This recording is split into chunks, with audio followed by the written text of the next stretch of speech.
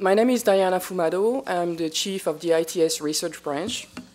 And it is my great pleasure and honor to moderate such a wonderful panel, composed of not only accomplished historians and researchers, but also dear friends of mine who happen to be working with the ITS collection. I'm going to introduce the three panelists all at once, and they will present their papers, and I think we'll open the floor to questions afterward. Excuse me.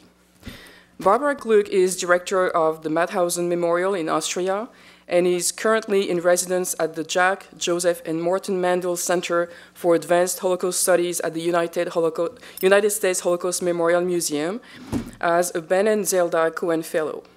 In her role as director, she headed the first comprehensive redesign of the Mauthausen Memorial in 40 years, including both of the memorial's new exhibitions, the Mauthausen Concentration Camp 1938-1945, and the crime scenes of Mauthausen, Searching for Traces, which opened to the public in May 2013. Susanne Urban is head of historical research and education at the International Tracing Service and editor of the Yearbook of the International Tracing Service in Bad Arolsen. Her research focuses on displaced persons, child survivors, and early testimonies. She is the author of Surviving in Fear, Save the Children, The History of Youth Aliyah, 1933-2003, and the Philo Publishing House, 1938, Defense and Assertiveness. Elizabeth Anthony is Kurt and Else Silberman ITS staff scholar at the Jack, Joseph, and Morton Mandel Center for Advanced Holocaust Studies at the United States Holocaust Memorial Museum. She's also a doctoral candidate in history at Clark University, where she is completing her dissertation, Return Home, Holocaust Survivors, Reestablishing Lives in Postwar Vienna. So I will ask Barbara to come first. Thank you.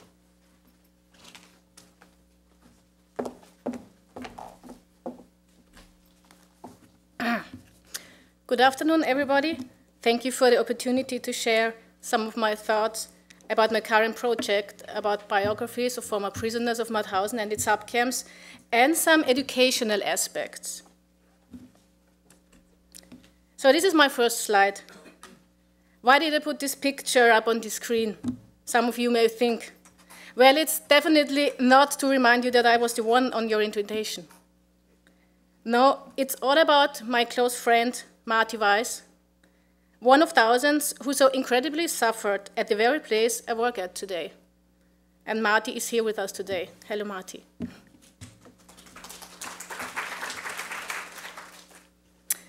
5 years ago, we started a process of developing 2 new permanent exhibitions. And personally, I'm still happy for the great contribution of Jörg Skribeleit, who is also here today. Thank you, Jörg.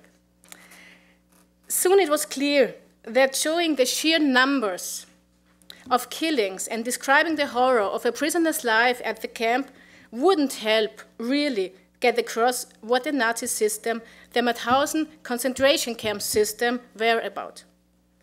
We need in detail life stories plus the historical frame, a larger setting if you want. Starting, I thought the holdings of the Mauthausen Memorial Archives weren't too bad, but I proved wrong. Soon it was clear that a lot of research had to be done and that we would have to establish strong cooperation with various institutions to provide our visitors what they need to know. And this is where the ITS sets in. And this is what made me come to the USHMM for my research fellowship after all, and to be part, as Paul mentioned, a family member. First, I met Marty more than 2 years ago, I think, in Austria, and we celebrated my son's first birthday. I will never forget that. Marty is still volunteering at the museum, giving guided tours for youngsters, 3rd and 4th generations. Unfortunately, in Austria, we don't have any survivors around anymore who could provide such first-hand testimony. And this is exactly why we need well-documented life stories. Eventually, and honestly spoken, more by chance than planned, I am able to clarify the fates of some 1,300 Mauthausen prisoners who have been freed by the Red Cross. So my goal is to build up a comprehensive bank of information on sources that is relevant for the next stages of the reconception of Mauthausen Memorial and is used for educational programming. What I did is I connected the narrative of the filmed interview with documented evidence. By putting these interviews into a firm context of historical evidence, they serve as very appealing but also historically valid sources for didactic work. This project, however, gives rise to a number of content-related questions. What statements are made? Do we have detailed information about the survivors interviewed? What do we know about their background? What did they do after liberation? Supplementary to the interview, what further information, documents, or photographs are available to complete the biography of the former prisoners? What do we find out about the survivors' family and living conditions before and after their imprisonment? What are the survivors' memories of that traumatic time, and what can we learn from their experiences? How does one single biography fit into the context of the overall historical narrative? How do we evaluate information that cannot be verified by other sources? First, interviews relating to Mauthausen have been identified and clustered according to the following criteria: period of imprisonment, sex, prisoner group, nationality, reason of persecution, family background, and life after 1945. Next, a selection of the clustered interviews has been matched with survivor-related records and documentation to flesh out the biographical context and to give them a firm identity. They use HMM database, which allows cross-searching for a variety of different source material, allows us to support these biographies with a vast range of photographs, objects, and other materials that are available here. With the help of two survivor stories, I would like to underline my thesis. You need both to understand and even more to educate and talk about the Holocaust, and in my case, to talk about the history of the concentration camp. It's the individual story and its historical frame and background.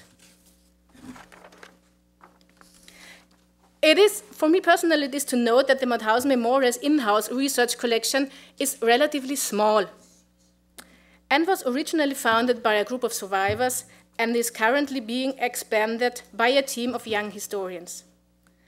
As Austria is not a member of the 11 countries ITS steering committee, and I'm not sure if that's the reason, the Mauthausen Memorial does not have duplicate copies of the camp archives out of the ITS.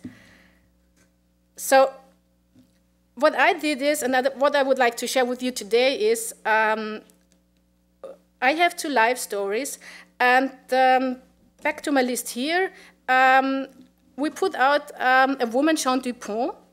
And the first thing I did is I looked after her in our database at the Mauthausen Memorial.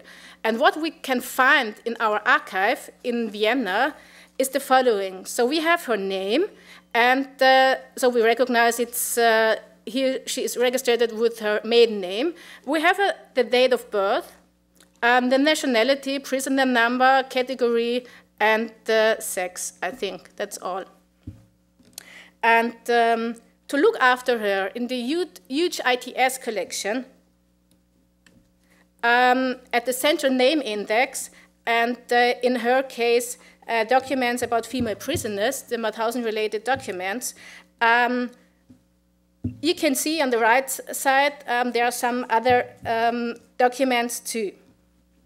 So, as we know now, she was registered with her maiden name. We can find her in the registration book with her name. And we find her prisoner registration card. At that moment, much more than we have. Based on what we know out of her interview, we can connect the information we have with her card. So Jean Dupont was born July 5, 1913 in Liège, Belgium, and married to a Belgian military officer. She was engaged in resistance activities and arrested by the Gestapo. After 9 months in a Gestapo prison in Belgium, she was deported to Ravensbrück on August 25 in 1943. In March 1945, together with 2,000 other women, she was transferred by train to the concentration camp Mauthausen, where she had to fill bomb craters on the railroad. On April 22, 1945, she was entlassen, released. You can see it at the paper, that you can see it on the prisoner registration card, the comment. I come back to that issue soon. My second testimony is Marie-Josée Jombard-Delors. She was registered as Yvette Wilbords. So that took me quite a while to find her name because at the registration, it is a variation of her second name and her maiden name. She was born in May 31 in 1923 in Paris. At the age of 17, she became active member of the Résistance. In May 1942, she was arrested, sent to Prison de la Santé, a prison in Paris, and finally deported to Ravensbrück. Together with Jean Dupont, she was transferred to Mauthausen and released on April 22 in 1945. And as you can see here, I found her mother too, who was on the same transport from Ravensbrück to Mauthausen and released on the same date. So that brings us to the historical background. I thought nothing new. The relief mission of the International Red Cross at the Mauthausen concentration camp.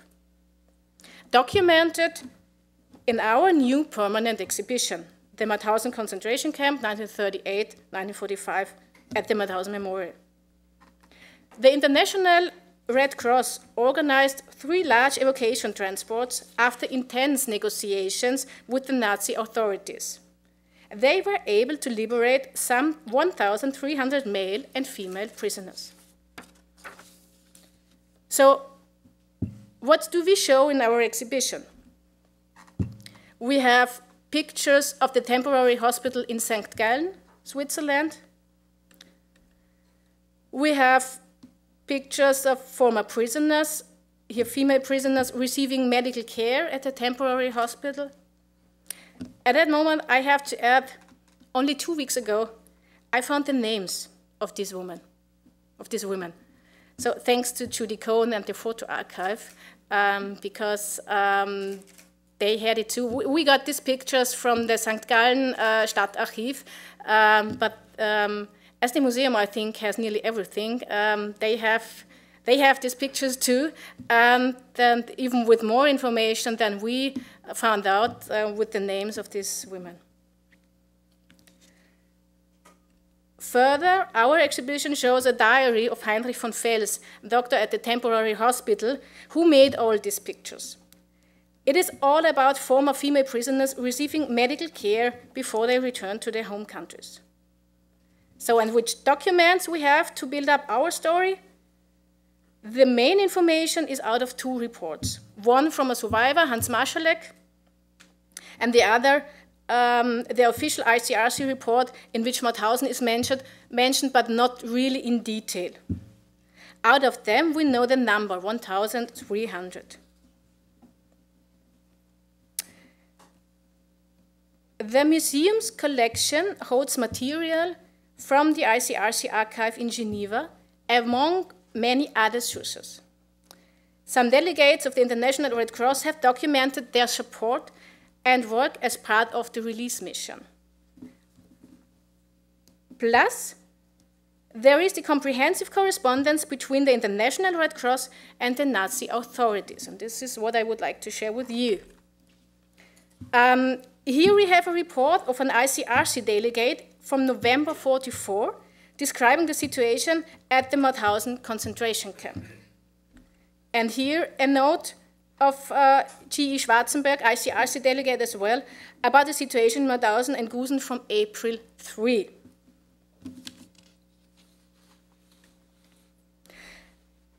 And this document is very special. It is a letter from the president of the International Red Cross, Karl Burkhardt, to the Lagerkommandant, camp commander of Mauthausen, Franz C.S. Burkhardt talks about his agreement he made with Kaltenbrunner. C.S. should follow these instructions. Further transcripts about meetings in Berlin, Vienna, and Salzburg, some in the presence of Obergruppenführer SS General Ernst Kaltenbrunner, beginning in November 1944, document how big and challenging these talks were. So what is my output? We now are able to document these intense negotiations about the agreement of the planned release mission.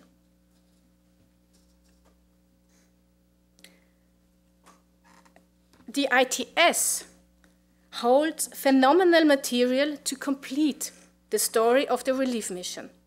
Die Veränderungsmeldungen, Official Register of Change in Camp Population, of May 22, 23, and 28 from 1945, with the comment Entlassen released, contain every single male prisoner's name or number who was on one of these 3 evacuation transports. Here you can see the first and last page of April 22. It was the first transport. Here we have April, sorry, this is May, it's April 23, and I got the wrong month. And here, April 28, to document every single transport leaving Mauthausen at that time. And to double-check these lists and to get more names, we additionally have access to the lists of the Red Cross, list of male and female Mauthausen repatriates, French, Belgian, and Dutch nationality, arrived on May 3, 1945 in Geneva. I found these lists at the ITS collection too.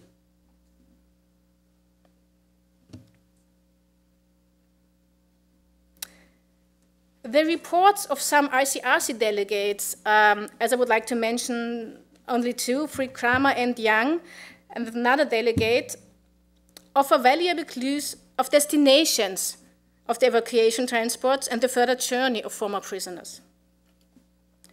Originally assuming that there were 2 transports, we now know that there were 3. And we now know that these 3 transports had several destinations at the former and the former prisoners received medical care at different hospitals in St. Gallen, Schulz, Samaden, Geneva, with previous stops at Kreuzlingen, St. Margareten, and maybe at some other places too, what we currently don't know. These reports provide detailed information about the physical and mental conditions of survivors who have been evacuated by the Red Cross.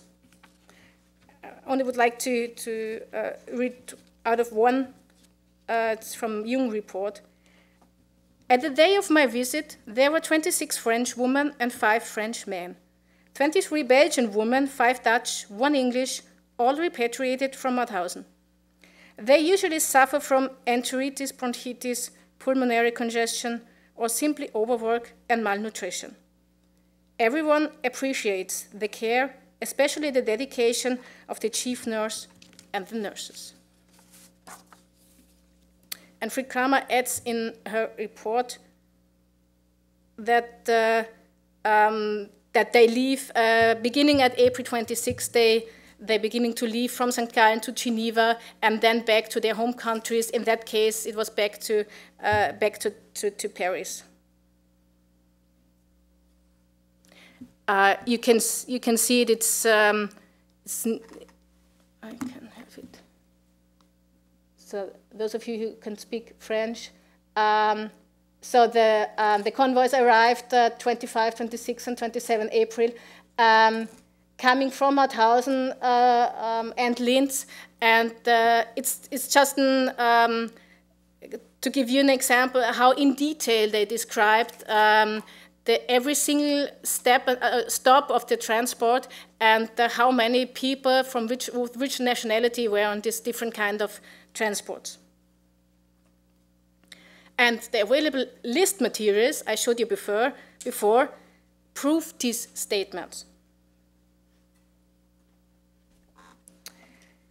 Here as well, another detailed report about the transport, and to show how many different kind of, you can see here, les patries des colonnes 35, 36. So it's really in detail, and you can get really in-depth information about this, this huge mission as it was in the whole time.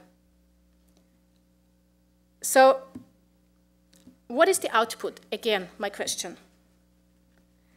In Yvette de Wilbot's case, it pictures her way from Mauthausen back to Paris together with her mother. So we can build up her whole life story. Her way, her deportation, her liberation, and the way back home. And in her very special case, her well-documented life after 1945. For the first time, the US HMM's vast collection connected with the ITS material allows the following. First, it paints the historical frame and completes a complex story, starting with the negotiations between the International Red Cross and the Nazi authorities, followed by the agreement itself, the ICRC's complex and logistic preparations, the Nazis' consequent denials and difficulties. The release mission itself is well documented, as well as the conditions of the former prisoners and the medical care in different hospitals in Switzerland. Finally, detailed lists provide evidence of the survivors' journey back to their home countries. Second, it supports our most ambitious goal: to clarify every single fate, to make individual commemoration possible, and to give evidence of every single life story. In my case, it completes the life stories of 1,300 who suffered and eventually were free. So, what has become of Jean Dupont? At that moment, I have to say, too often we lose track of someone. As well in her case, and even the ITS material doesn't offer any evidence about her further life, so there is no TD file to find anything about her. Marie-Josée Jombard-Delove is 91 years old and lives in Paris.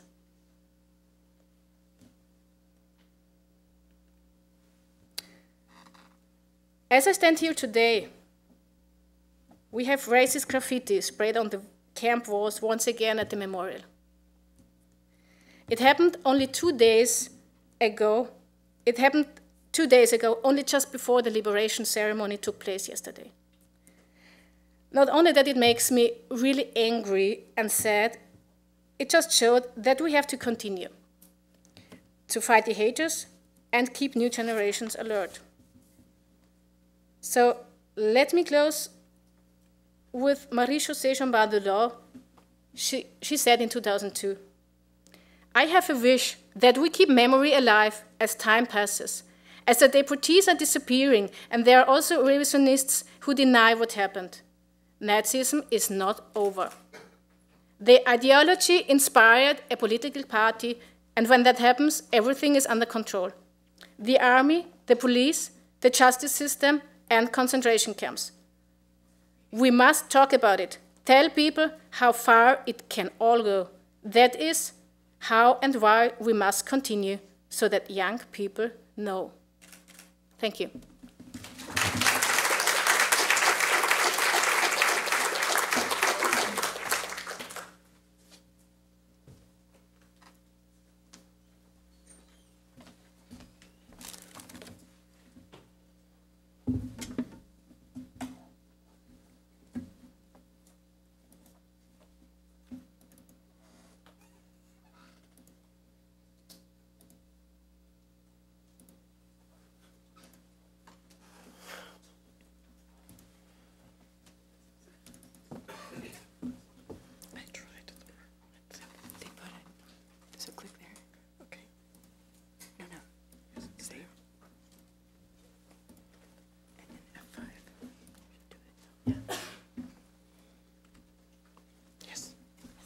Yes. Good afternoon from me as well. First of all, the usual, but really from the bottom of my heart, thank you for letting me coming to the conference. First of all, thanks to Paul Shapiro, first for helping opening the ITS, because he did this. Later on, I got this job. Somehow, it's connected. And then thanks to Diane for chairing. And above all, now I'm putting the hierarchy upside down, Betsy Anthony for all the work behind the conference.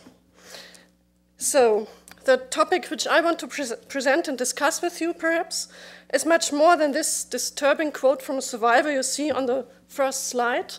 My only document is the number on my hand. First, I will present you in a tour de force, very briefly, the documents, forms, questionnaires, etc., within the ITS archives, which contain early testimonies. Then I will turn to some methodological, I skip this word the next time, thoughts about the design of these testimonies, which can be found in these standardized forms, and will present you a bit more detailed two collections on which my recent research is based on. In the end, I will describe the ongoing research and its focuses carried out since 2012 and hopefully finished within the next 2 years. Ask me in 2 years. First of all, we have various early testimonies within the ITS collections. It's like fragments of remembrance because mainly it's forms, it's standard forms, it's questionnaires. So we have, in example, the so-called military government questionnaire. If someone is interested, I have some printouts, so in the break you can come to me and I can show you some of these examples. The military government questionnaire was created and mainly found in the Buchenwald and Dachau individual files, and I only found these questionnaires for releasing the prisoners then after questioning them about their persecution. I found only questionnaires related to male prisoners, not to female prisoners. And then we have also appeals against repatriation into the Soviet Union. It's in the displaced persons files. I stumbled over this because of the research on displaced persons. Then we have the current maintenance files. I named them here like IRO interviews. It's also forms for resettlement, for non-repatriation, and for displaced persons. We have the concentration camp and death march questionnaire, which I want to describe a little bit further on, and the individual files on within the child search branch collection.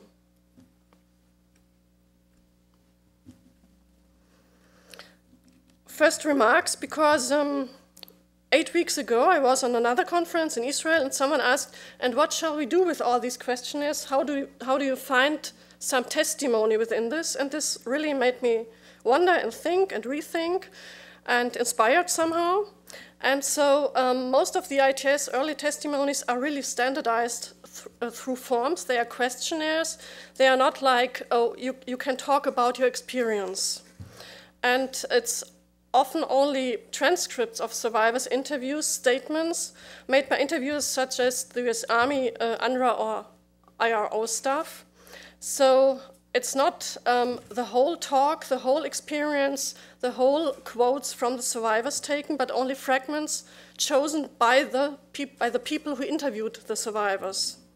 So sometimes only few lines are the testimony, and you have somehow like to give them a context, to do research on the biography of the person, but also somehow frame the whole questionnaire. When was it created, how, through whom, and who was the interviewer, and what was the purpose of the interview in this moment, in this very special moment. Perhaps one survivor was interviewed in Buchenwald on the first day of liberation, some other people on the third day of liberation. It was already somehow a shift in the questionnaire, in the focus which was set, perhaps. So with view to the concentration and death camp and death march questionnaire, they are a questionnaire, but they were mainly filled out by survivors or their lawyers or people entrusted with representation. An example is if someone was illiterate. In a minute, I will tell you more about the questionnaire. So all these forms, and more so the forms filled out by a different person than the survivor himself, raise one question. How do we approach these forms, and how can we find the individual voice or memory there to label it really early testimony? So the documents on which I focus, part of my research pertain to the early ITS research project, Attempted Identification of Unknown Dead. It was established in 1946 and closed down in 1951 in the middle of research and identification work of those murdered and scattered along the roads and in graves alongside where the death marches in late 1944 up to May 1945 went through. This is part of the ITS history. 1951 was the year when administration changed and the funds for historical research were nearly cancelled and such research came to a standstill. But this strange and disturbing ITS history is not the focus now, but the questionnaire. When first instituted, the Attempted Identification of Unknown Dead program aimed at identifying nameless victims of the death marches and localizing previously unknown burial sites by reconstructing the routes of these marches. In addition, the topic of the death marches in its various aspects was addressed and information was collected and evaluated on various levels. One outcome was the three-volume documentation, Death Marches, Routes and Distances, Volume 1 to 3 in 1946. Parallel to this research on the death marches, the document's intelligence section within the ITS started in 1948 to create a list of camps and detention centers of Nazi Germany, published as the Catalogue of Camps and Prisons in Germany and German-occupied territories, September 1st, 1939 to May 8, 1945. The first edition was published in July 1949. Revised issues came out in 1950, 69, and the last one in 79. These two projects, the Attempted Identification of Unknown Dead and the Catalogue of Camps and Prisons, led finally to the collection of testimonies through questionnaires. In 1949, the Death March and Concentration Camp Questionnaire was drafted, and you see one of the master questionnaires on the slide there. With this form, information was collected not only on camps and ghettos, still unknown or known only little about, but also to gather information on various aspects of persecution and then still unknown dead. Questions were asked about, in example, concentration camps, the guards, the so-called evacuation, the type of forced labor, clothing and prisoners' marking, daily life in the camp, and circumstances of liberation. The information gathered through the questionnaire was meant to be included into the work on the death marches and in the revision of the catalogues on camps and prisons. In addition, as mentioned in the letter sent out together with the form should help to, I quote, clarify ambiguities and to facilitate the issue of detention certificates. The forms were sent out 1949 to 1952 mainly, either to UNRWA ERO teams to be spread in DP camps, or addressed directly to survivors or their legal representatives when the ITS got an inquiry regarding a certificate on incarceration for purposes of compensation, emigration, or other legal requests. The ITS distributed around 7,000 questionnaires. The annual report 1950 mentioned 1,067 responses. Based on the collection in the ITS, which is today labeled Information Collection of the ITS on Various Detention Centers and Camps, very strange label, it is estimated that approximately 1,100 to 1,200 answers reached the ITS. Some survivors have sent more than one questionnaire to the ITS as they were asked about several then not well-known camps or circumstances of persecution. In addition, the collection contains correspondence with mayors, historians, and even some statements of perpetrators. One aspect to underline, at the time the questionnaires were sent out, they reached mainly the so-called hardcore of the displaced persons still in transit. This is one interesting focus, the group reached and those who filled out the forms. Survivors who have settled already in Israel or any other country are a tiny minority within those who answered the ITS to this questionnaire. I want to underline also that there seem to be similarities between this ITS questionnaire and those designed by the Jewish Historical Commissions, which were used in the Jewish DP camps up to 1948. Discussions with the Israeli historians Ada Schein and with the historian Laura Jokusch underlined the assumption that there were some similarities in the commissions and the ITS efforts, how to gather information and how to approach topics. To give you an impression, I want to show you how one can approach the questionnaires and to get information out of it beyond the lines filled out. The answers in the questionnaires differ a lot. Some forms were filled out unemotionally, factual, and there is no further information on the person, on the emotion, or anything. Others had laid the forms aside and wrote page after page in separate letters or filled out the forms in a way far beyond what was asked in the questions. Therefore, the questionnaires only seem to be standardized. One has to look beyond the question and answer, as I put it here in this slide. These 3 survivors were asked questions according to the master questionnaire and its slight variation, and they answered.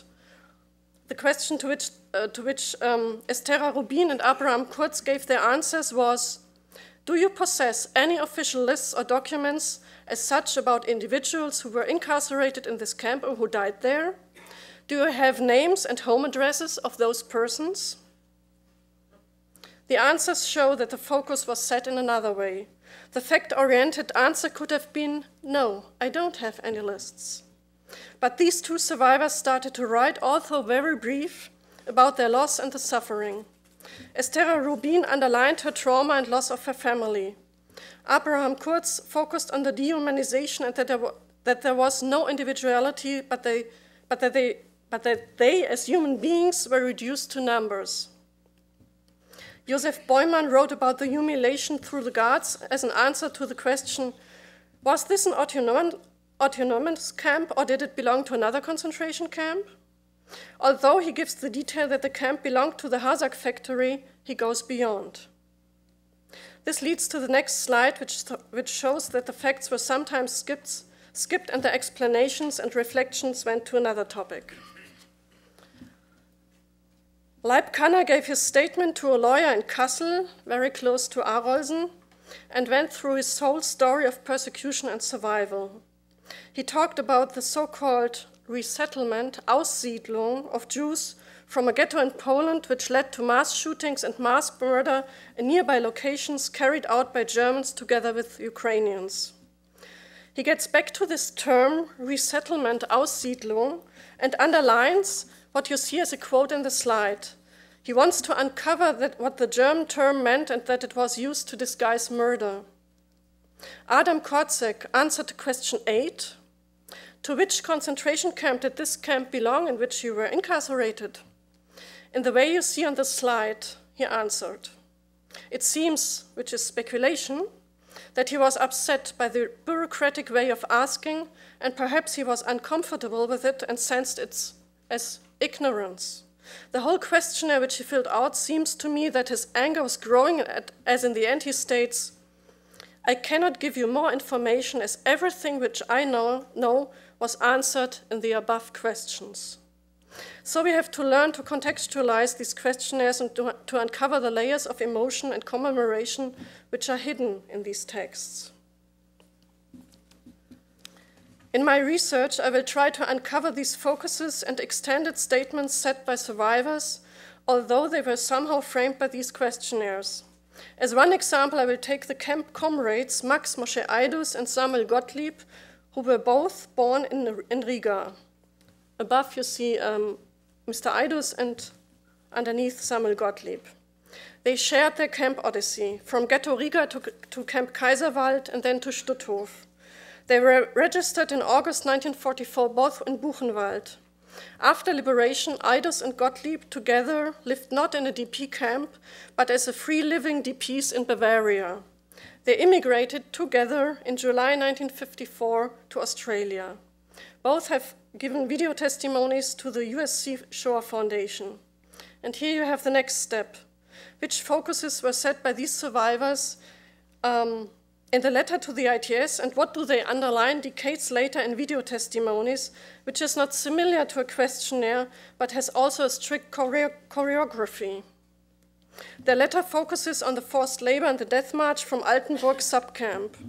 Eiders and Gottlieb once mentioned in the ITS in their letter, "We have answered your questions in detail, but such a report could fill a whole book." So they knew that the ITS is not listening or was not listening to them because they want to know and share the pain, but the ITS asked for a certain reason. Another collection of questionnaires and files were created because of the care for unaccompanied children. These children, cared for through UNRWA and its descendant organization, were interviewed, and then it was the aim to search for relatives, to care for the child and its rehabilitation, to repatriate to relatives, or to emigrate where they were to be adopted or placed in children's homes. The children cared for were all interviewed and the facts transcribed by UNRWA and other welfare staff. This was part of search and rehabilitation. So these child search branch files, the individual files, have various contents which depend on was a child found unaccompanied, was a child sought by the parents or relatives, so it's either testimonies, statements by relatives, or by children. And the unaccompanied children were asked questions like, what was your experience? When did you see your parents the last time? When did you see your siblings the last time? How did you come to the DP camp? Do you have any relatives somewhere else? So these were the questions. There was also somehow like a master questionnaire. And this was then written down by the welfare officers. And it's interesting, it depended on the welfare officers if they wrote it down like, I was in a camp, not transcribing, but really taking up the words, or she or he was in a camp and survived. So it's only two examples. So Ivan Becker, a child survivor from Hungary, and his interview was transcribed in the I form. So I was living in Budapest. I was then made to work with a forced labor group. I was there. So it was somehow much more like taking up his words, giving him the individuality and reflecting this also in the file. And when he was asked, what will you do in the future? I am quite alone in Europe. My uncle and aunt are in the USA, are my only relatives left, and they are anxious to have me with them, where I shall have a home again, where I'm safe, and later to earn my living. So it's also like these child search files set a focus on survival and give an outlook into the future. What does this child want? And there is an outstanding document on Estera Galanternik. About her, I found nothing like a later on interview or something, only a correspondence case and a correspondence file in the ITS.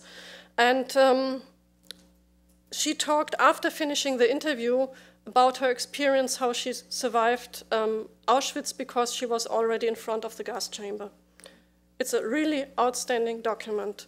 And some of the Sonderkommando threw her some clothes, and she and another young girl got out of the room before the gas chamber and were sent to a labor camp. So you find these outstanding documents, and it seems that also the UNRWA welfare officer interviewer was disturbed violently and very deep. So what to do with the questionnaire, what to do with the child search files? First of all, part one is the concentration camp and death march questionnaire. I think it's important to see where does this collection come from, this genesis.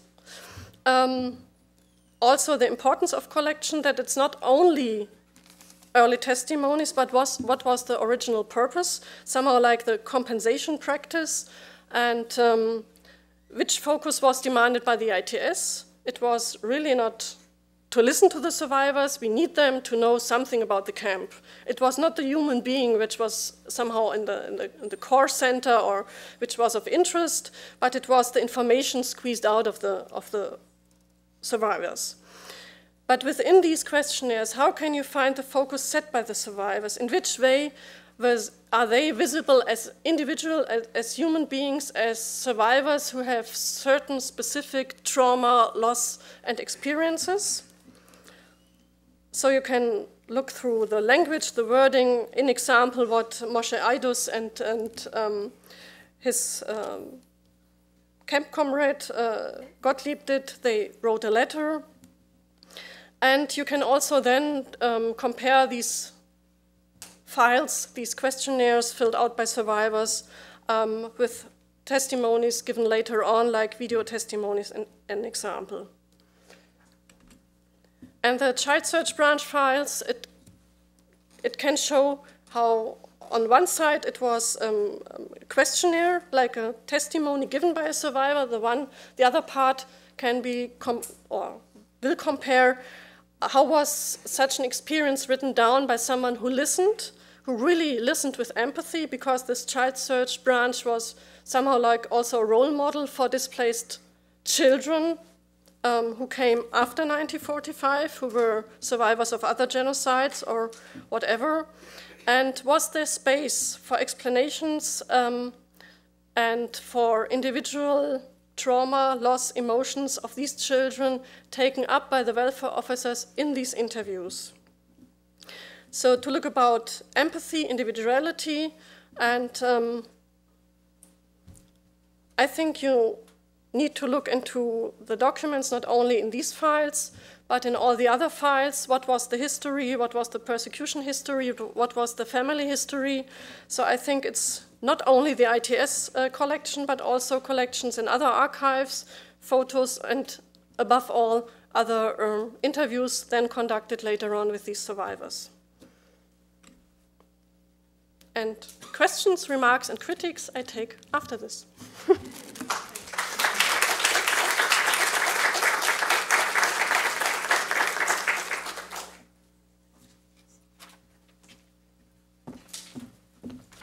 Okay. I can do this, right?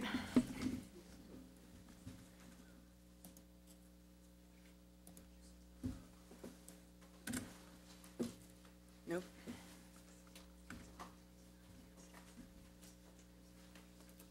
Oh, yeah. Sorry. Okay.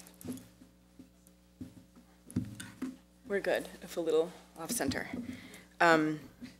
Okay, before I begin, of course, I'd like to thank Paul and Susanne and Rebecca and Susanna for the opportunity to speak here today and also to have such a big role in the coordination of this conference. It's also an honor to be in the esteemed company of this panel. And before I proceed, I'd like to thank Kathleen Mestre, Joellen Decker, Rebecca Remy, and Ashley, plus Dave and Tom up in the tech booth. This is a big, huge team effort, and I couldn't have done all the little pieces without everyone. Thank you all very much.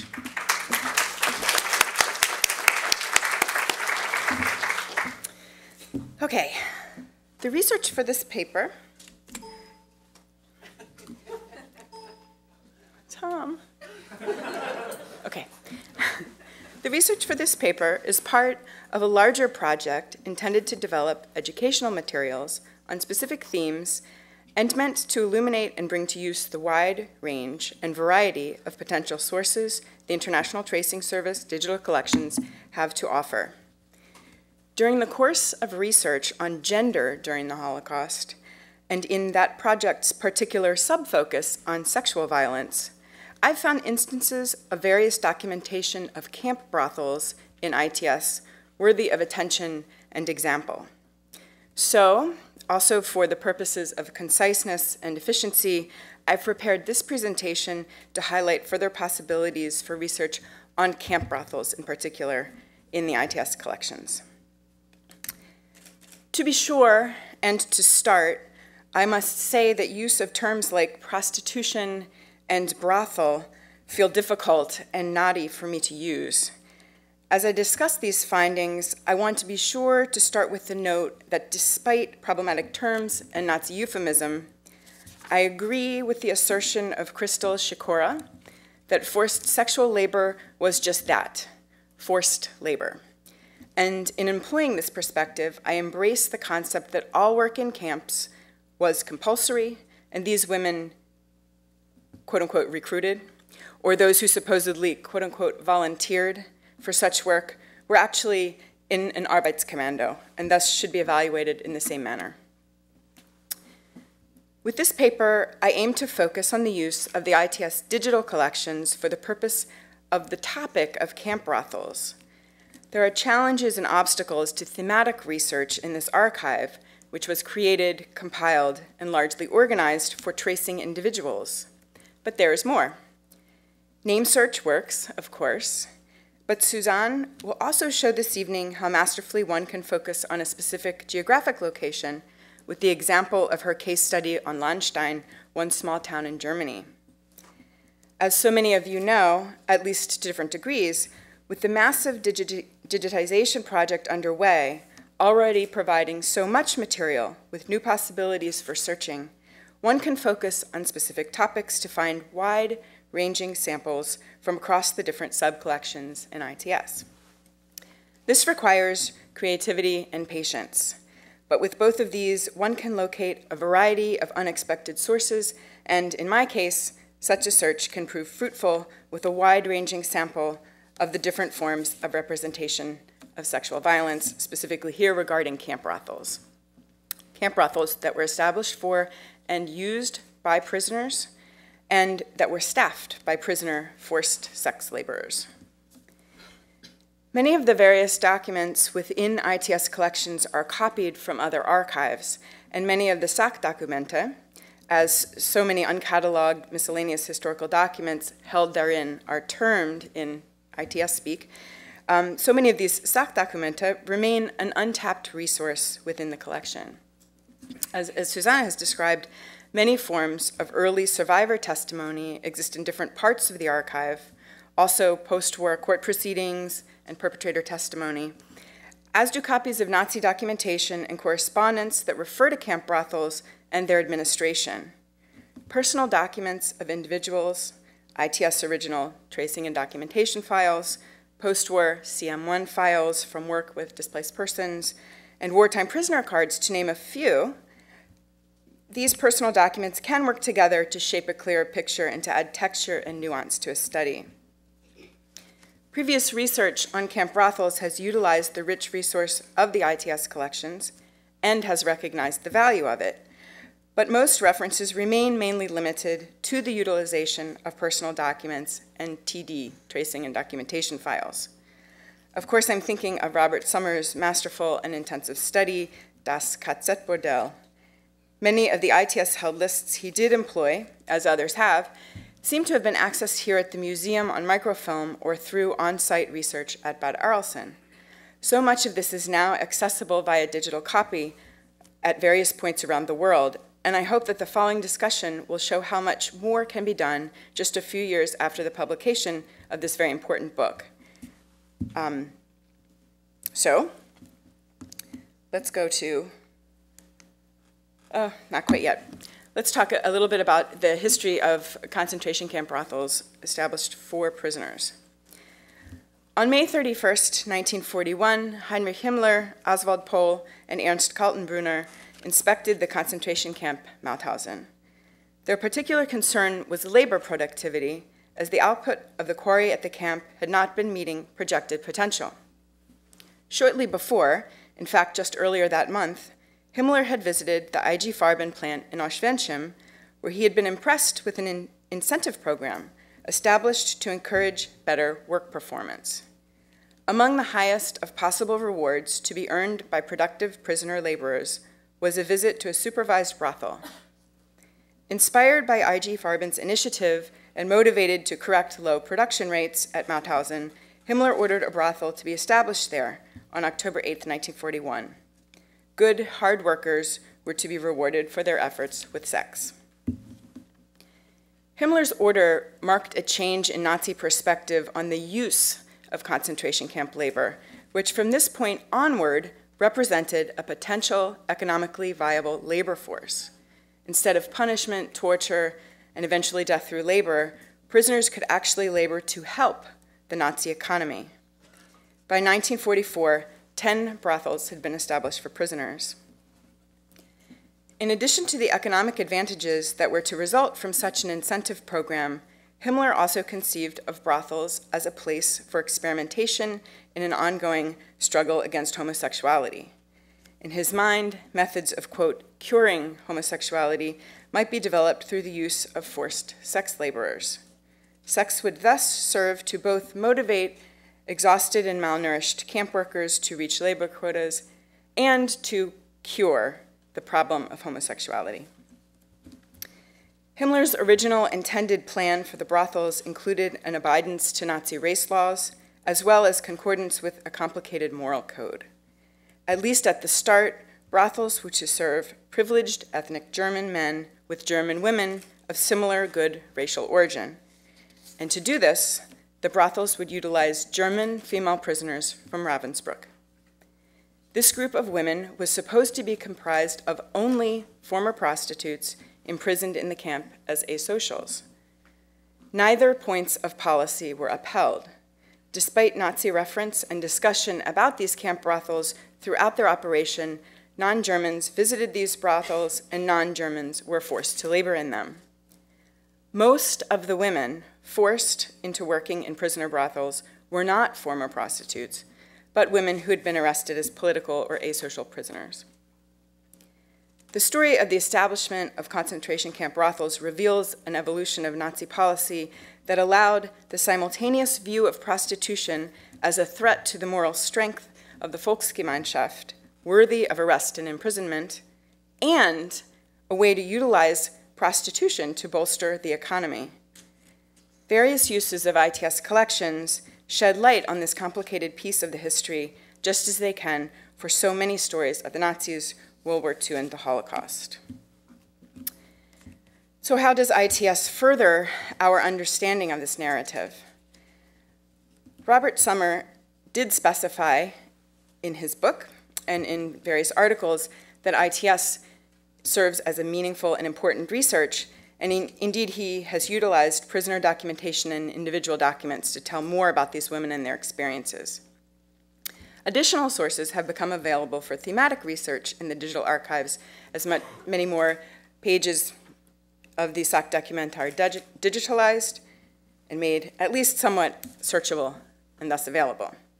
Even if they aren't cataloged, they're there, and that's where previously mentioned patience and creativity come into play. Materials relating to camp brothels can be found in many of the subunits related to wartime persecution and incarceration. Prisoner entry and discharge lists, memos and documentation regarding changes in prisoner demographics in camps, wartime Nazi correspondence, and the post-war testimony of both perpetrators and victims all work together, and with other sources, to add texture and depth to the dates culled from individuals, concentration camp documents, post-war questionnaires, and ITS tracing and documentation files.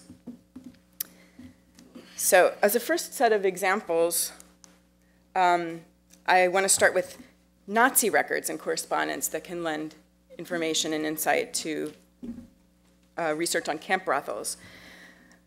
Among the miscellaneous files included in the Sachdokumento wartime documentation, one finds camp inspection reports, camp accounting documents, correspondence, and even examples of vouchers used in the work incentive system in camps. And so to start, this is an example of a blank voucher for a visit to the brothel in Dachau. It's found in ITS subunit 1.1.6.0, the general information on Dachau concentration camp, and gives insight into the ordinariness and bureaucracy related to what becomes just another camp function. And it shows us the organization of paperwork regarding the forced sex labor of female prisoners. Historian Jessica Anderson Hughes made an initial attempt at analyzing the monetary transactions recorded in the accounting books for payment vouchers used in Dachau. She was able to determine rates of visitation for a 41-day period of time by examining, quote, payments for brothel visits in Dachau, as well as the supposed, quote, payment received by forced sex laborers. She found that in these 41 days, 1,950 men patronized the brothel at an average of 47.5 customers per day. When working at full capacity, the brothel employed 12 women as forced sex laborers and 1 cashier. Hugh's analysis is a start and a good indication of brothel operations, but there are many more of these books with records for longer periods of time, ripe for longer and more in-depth study. This slide shows a sample from a page that Hughes analyzed in her work. Official Nazi correspondence also resides uncatalogued within the incarceration and persecution section of ITS. There one can also find direct reference to the operations of camp brothels and their regulation. A June 28, 1944 report of camp inspections at Auschwitz and nearby subcamps discusses the work incentive program at the Jawischowitz mine of the Reichswerke Hermann Göring. It specifically lists that vouchers earned by prisoners there could be used to buy cigarettes, groceries, materials for writing letters, and for visits to the camp brothel. The author's reference to the women laboring in the brothel illustrates an enduring Nazi practice of referring to these women as former prostitutes, imprisoned for that very offense, and volunteers for brothel commandos. Neither was true, but this is one of many Nazi-created documents that portrays this wishful or hopeful thinking. And I've outlined the piece of that document that includes that language. The same document also specified on an earlier page that the majority of prisoners at the Jawischowitz mine were Jews, prompting curiosity for further study to examine just who frequented the brothel there and to what extent Nazi race laws were in fact disregarded. Disregarded, as this report might suggest, even at official and high levels. Thus, the same document seems to recognize the possibility of understood and supervised race defilement and continues the denial of the reality of the background of women laboring in brothels to maintain some comfortable moral sensibility. My next second set of examples of materials I want to share with you come from examples of post-war testimony of survivors. And as Susanne has shown, the ITS collections contain scores of untapped early survivor testimony, with specific regard to camp brothels and taking into account the benefits and challenges of all forms of testimony, we can get different insight into victims' awareness of and their perspectives on forced sex labor and those forced to perform as such. There were and are prejudices about these women.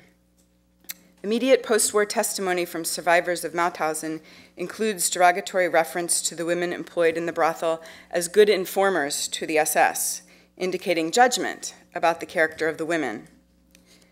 Survivor statements can also shed light on camp rumors that may have circulated or impressions prisoners gained from what they saw around them. One survivor reported that the brothel in Mauthausen was opened in 1942 specifically to, quote, prevent same-sex intercourse.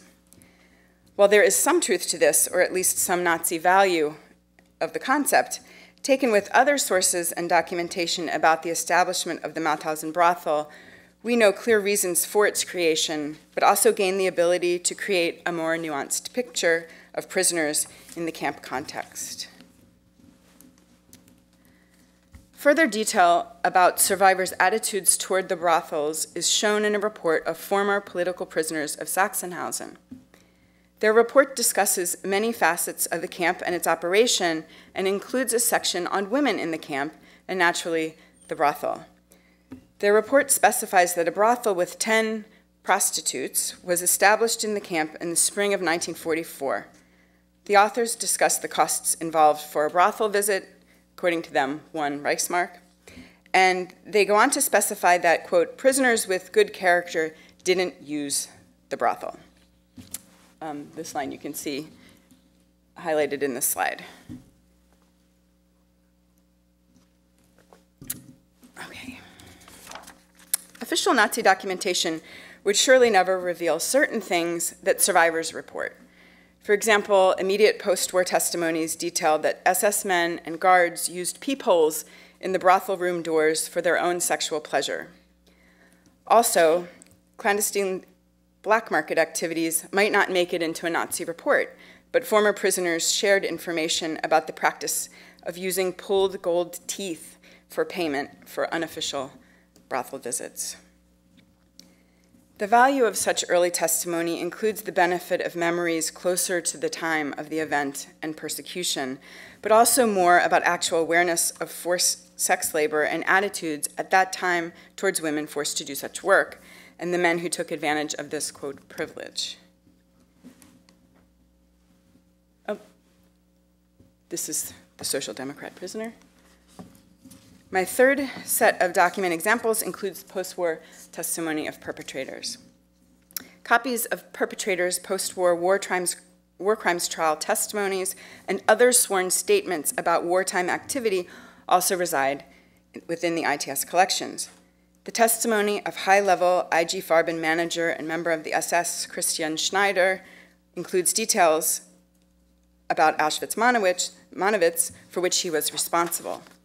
In the statement, he relates just who approved the establishment of a brothel in Monowitz, him. It was to be for Polish workers, he specified. ITS collections also contain a copy of Rudolf Höss's typed manuscript, which was later published. On page 76, he offers a description of experiments with forced sex laborers from brothels participating in tests and experiments with homosexual men. Höss describes the women's task to get close to the men and to make sexual advances towards them, all to be observed by guards. Those who took the opportunity posed by the women were perceived as having gotten better. The others who rebuffed their advances were considered incurable. Anyone familiar with Höss's autobiography may know that his description of these experiments were of some kind of fascination, his kind of fascination, I guess. And he wrote that, quote, the life and impulses of homosexuals of all sorts, their psyche to be observed in connection with their imprisonment, was in any case very instructive for me. Commandant Hermann Pister was the head of the Buchenwald camp from the end of January 1942 until the end of the war. His detailed statement under oath includes the expected discussion of orders to build a brothel, direct from Himmler, and the following of said orders. Pister testified that he traveled to Mauthausen himself to visit the brothel there and made recommendations for improvements in the design of the Buchenwald brothel. His discussion details the path the order took from start to finish, including the piece that outlined that Ravensbrück was to give him 15 women to staff the brothel. Pister stated clearly that he himself went to Ravensbrück to seek out the volunteers, quote-unquote volunteers, and permitted their transport and entry to Buchenwald once the brothel was ready. My final set of examples come from list materials found in the ITS collections and the start of a discussion about the use of lists to go farther. Obviously, ITS is extremely successful in tracking individuals. We can also use these lists to look at groups of people, in this case, a group of women. Their movements together, as seen on lists, can provide a lot of information beyond who was where and when viewed with a lens trained towards understanding more about camp brothel operations. This Dachau entry registry lists a transfer of 12 women from Ravensbrück into Dachau on the 16th of April, 1944, just 2 days before the Dachau brothel opened. I've highlighted a portion of this list with some of the women's names here. The movements of this group of women, together or otherwise, their transfer to other camps to labor in other brothels throughout the camp system, relates information about Nazi decisions about placements, job longevity for women in forced sex labor in specific or various locations, and sometimes about the women's well-being. Here we see another list regarding the health and medical papers of 16 female prisoners transferred from Ravensbrück to Buchenwald. This list not only tells us the names of the women, quote, recruited for forced sex labor, but also the status of their health at the time. Information about venereal disease and the women's medical and camp records accompanied them in their transfer. This list illustrates the Nazis' obsessive attention to preventing venereal disease, even among concentration camp prisoners they may never have intended to be free in society again. So to close, especially we here in this room are well aware of the strengths of the ITS collection in working in concert with other sources. They help us to corroborate archival documentation as well as written and oral testimony, but the increased access to previously inaccessible and largely unused sources lying within ITS permit a more nuanced and detailed use of multiple sources and multiple kinds of sources within ITS itself. The example of concentration camp brothels helps illustrate the wide-ranging possibilities of additional materials to be found and the increasing potential for thematic research in this massive and invaluable collection. Thanks.